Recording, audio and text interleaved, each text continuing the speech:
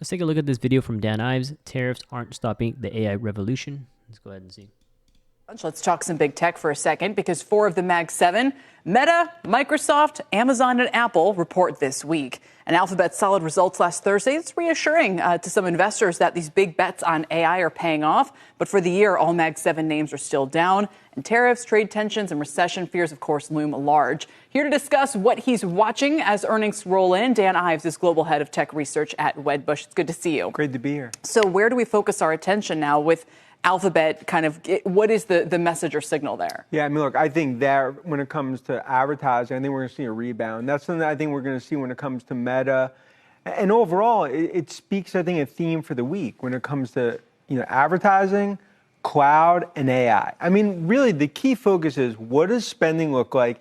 Is CapEx holding up? We believe it is. I mean, I think big tech this week is going to be more of a confidence booster rather than putting gasoline on the fire in terms of the fears. I think that's the important thing we're going to see from big tech. I think Alphabet was just sort of a little preview of what we're going to see this week. We spoke to an investor last hour who said he's still cautious on big tech and basically still thinks that, there's a soft patch coming in the economy and that he's kind of hiding out in some of the insurance names and a little bit more of those steady Eddie spaces. So what would your response to that be? I mean, I would have said, if I go back a few weeks ago, you don't know where this is all going.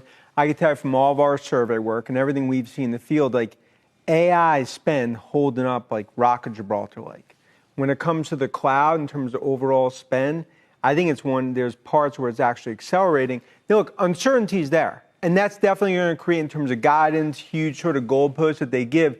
But big tech, even though tariffs, it's not stopping the AI revolution. Well, I thought it was notable over the weekend. We always talk about how people kind of gathering their thoughts over the weekend. And Michael Darda, who's a kind of a macro strategist and economist, but he'll make tactical market calls. And he said he's experienced what I've experienced, which is AI has gotten so much better over the past year. I would talk about, I now use it all the time.